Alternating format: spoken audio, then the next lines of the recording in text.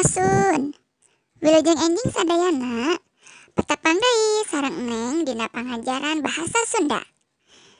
Dinten ieu urang bade diajar ngeunaan cuaca jeung musim. Diregepkeun nya. Urang kudu muji syukur ka Gusti Allah nu Maha Panyipta. Parantos nyiptakeun alam sapangeusina geus papasangan. Aya halodo, aya ngicih. Aya beurang, aya peuting. Aya panas, aya tiis. Hal saperti kitu moal bisa diatur ku manusa, sabab sistemna geus diatur ku nu kagungan alam. Kitu deui masalah cuaca jeung iklim di Indonesia. Geus dibedakeun jeung di Eropa atawa di daerah kutub. Iklimna, tutuwuhanna, jeung sasatuanana geus diluyukeun jeung kaayaan alamna. Di Indonesia mah iklim tropis.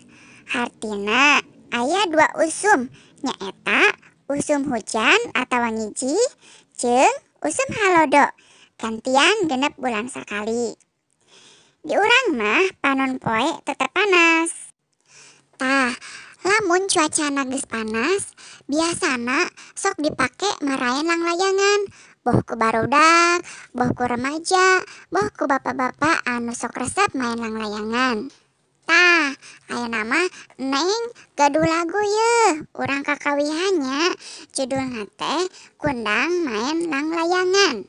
Yeuh urang nyanyikeun babarengan.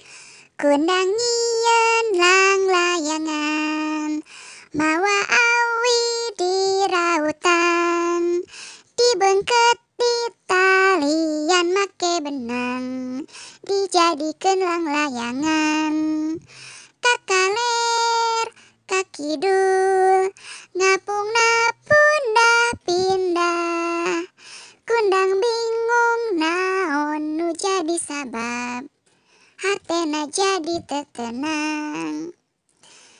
Tah, kitunya barudak, babaturan sadayana, ieu pangajaran dinten ieu. Patepang di sareng Neng dinu pangajaran anu salajengna.